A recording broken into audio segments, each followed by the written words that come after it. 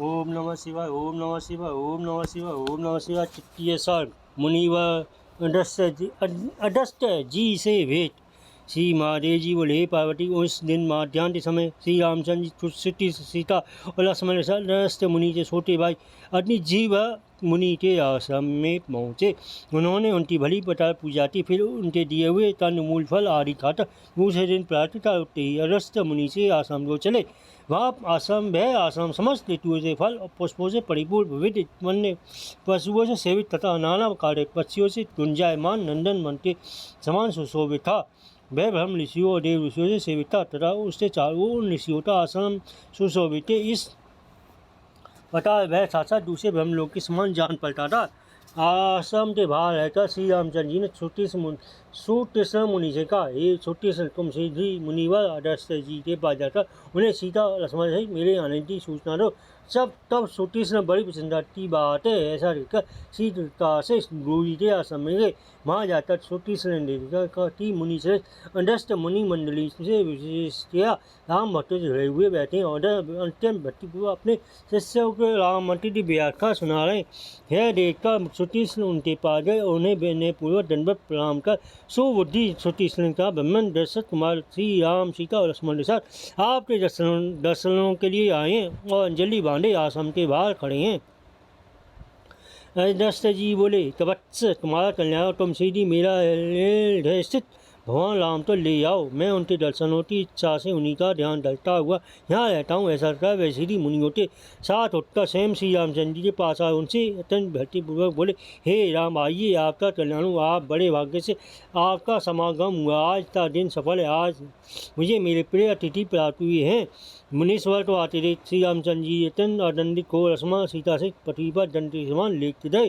तब मुनिराज ने तुरंत ही राम को हृदय उठाकर पृथ्वीपूर्वक हृदय से ला लिया और उनके शरीर स्पर्श से प्राप्त हुई आनंद से उनके नेत्रों में जल भराया। तदनंतर मुनि से अगस्त जी एक हाथ से श्री हनुमान जी का हाथ पकड़कर उन्हें प्रसन्न मन से अपने आश्रम में ले आए। उन्हें शोकपूर्वक आश्रम में बैठाकर उनकी विधि विधान से बड़ी पूजा की तथा समयानुकूल नाना प्रकार के वन फल भोजन कराए। इस प्रकार एकांत में सुखपूर्वक बैठे हुए वरण श्री रामचंद्र जी ने भगवान अगस्त से मुनि से हाथ जोड़कर कहा, हे राम। भगवान अगस्त मुनि ने हाथ जोड़कर कहा, हे राम, पूर्व काल में जिस समय शील समुद्र के समीप ब्रह्मा जी ने आपसे भूमि का उद्भाव टालने की टलने की प्रार्थना की थी, तभी से आपके दर्शनों की इच्छा से मैं तपस्या जलता हुआ, आपकी का चिंतन जलता हुआ आपके आने की प्रतीक्षा में यहाँ मुनियों के साथ रहता हूँ। सृष्टि के आरंभ में विकल्प उपाधि के रहित आप अकेले ही थे। उस समय और कुछ नहीं था। आप ही में आश्रित और आप ही को विषय करने वाली माया आपकी शक्ति कही जाती है। जिस समय यह माया शक्ति आप निर्गुण को ढक लेती है, उस समय वेदांत निष्ठ पुरुष इसे अव्यक्तता कहते हैं, कोई इसे मूल प्रकृति कहते हैं और कोई माया तथा यही अविद्या संस्कृति और बंधन आदि अनेक नाम से पुकारी जाती है। आपके द्वारा सुवित होने पर इस शक्ति से महत तत्व उत्पन्न होता है। महत तत्व से आप ही की प्रेरणा से अहंकार प्रकट हुआ है। महत तत्व से ओतप्रोत वह अहंकार तीन प्रकार का हुआ जो सात्विक, राजस और तामस कहलाता है। हे राम, तामस अहंकार से सब स्पर्श, रूप, रस, गंध ये पांच सूक्ष्म तंत्र मात्राएं हुई और इन सूक्ष्म तंत्र मात्राओं से इनके गुणानुसार क्रम से आकाश, वायु, अग्नि, जल और पृथ्वी ये पांच स्थूल भूत हुए। राजस अहंकार से 10 इंद्रियां और सात्विक अहंकार से इंद्रियों के अधिष्ठाता देवता का मान उत्पन्न हुए। इन सब ने मिलकर एक सूक्ष्म सही रूप हिलने में ढल हुआ, जिसका दूसरा नाम शुद्ध आत्मा भी है।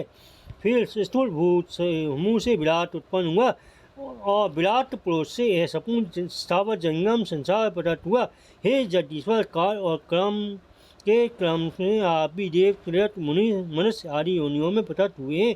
आपने मायायिक गुणों के भेद से आप ही रजोगुण द्वारा जगत कर्ता ब्रह्मा जी, सत्गुण द्वारा जगत की रक्षा करने वाले विष्णु और तमोगुण के से उनका लय करने वाले भगवान रुद्र हुए हैं। ऐसा विद्वान पुरुष कहते हैं।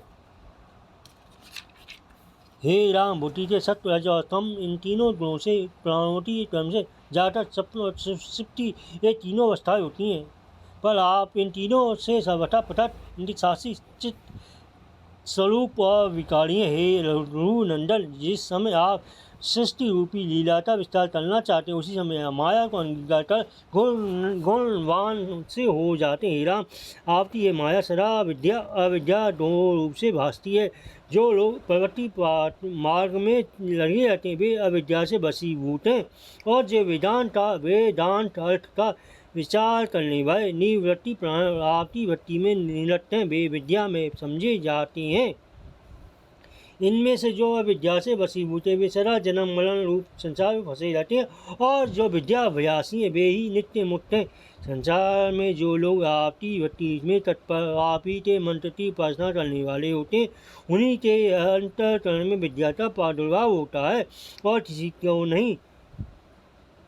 अतः जो पुरुष आपकी भक्ति से संपन्न है वे निसंदेह मुक्त ही हैं। आपकी भक्ति रूप अमृत के बिना स्वप्न में भी मोक्ष नहीं हो सकता। हे राम, और अधिक ज्ञाता हूँ इस विषय में जो सार बात है वह तुम्हें बता देता हूँ। राम, संसार में साधु संग ही मोक्ष का मुख्य कारण कहा गया है। संसार में जो लोग संपत्ति विपद में समान चित्त स्पृहा रहित पुत्र विपत्ति वित्त आदि की इच्छाओं से रहित इंद्रियों दमन करने वाले शांत चित्त आपके भक्त पूर्ण कामनाओं से शून्य इष्ट और अनिष्ट की प्राप्ति से समान रहने वाले ब्रह्मपरायण रहने वाले यम आदि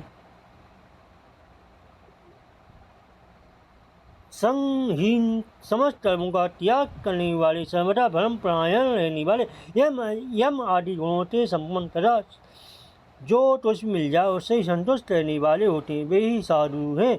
जिस समय ऐसे साधु पुरुष का संग होता है तो आपके तरह समल में प्रेम हो जाता है। राम, तदंतर आप सनातन पुरुष में भक्ति हो जाती है तथा आपकी भक्ति हो जाने पर आपका स्फुट तथा प्रचुर ज्ञान प्राप्त होता है। यही चतुर्जन सेवित मुक्ति का आधार मार्ग है। हे राघव, आप मेरी सर्वदा प्रेम लक्षणा उत्तम भक्ति आप में मेरी सर्वदा प्रेम लक्षणा उत्तम भक्ति बनी रहे। हे हरे, आप मुझे अधिकतर आपके भक्तों का संग प्राप्त हो। हे नाथ, आपके दर्शनों से मेरा जन्म सफल हो गया। हे प्रभु, आज यह संपूर्ण यज्ञ सफल हो गए।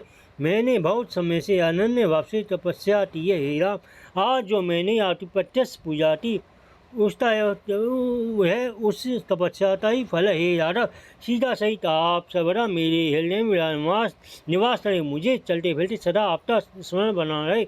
लक्ष्मीपति श्री रघुनाथ जी इसका स्तुति कर लक्ष्मीपति श्री रघुनाथ जी की इस प्रकार स्तुति कर मुनि सहित अगस्त्य जी ने उन्हें पूर्वकाल में रामी के लिए इंद्र का दिया हुआ धनुष बाणों से भरे हुए भी खाली न होने वाले दो कलतस तथा एक रतन जलित धनुष दिया। हे राघव, पृथ्वी के भाषरूप राक्षसों श्रृंगार करो, जिसके लिए आपने मानव रूप से अवतार लिया। यहाँ से 2 योजन की दूरी पर गौतमी नदी के किनारे पवित्र वन में सुशोभित एक पंचवटी नामक आश्रम है। हे रघुनाथ जी, आप अपना श्रेष्ठ वहीं व्यतीत करें। हे सत्यपते, वहीं रहकर आप देवताओं का बहुत से कार्य सिद्ध करेंगे। तदंतर सर्वज्ञ भगवान राम अगस्त्य जी का यह मनोहर संभाषण और तत्वार्थ ढलवित सोत्र सुन उनकी अनुमति लेकर प्रसन्नपूर्वक उनके दिखाए हुए मार्ग से चले। 21 श्रीमद् अध्यात्म राम महेश्वरी संवाद अनन्य कांडे 3 सर्ग। ओम नमः शिवाय, ओम नमः शिवाय, ओम नमः शिवाय, ओम नमः शिवाय, ओम नमः शिवाय।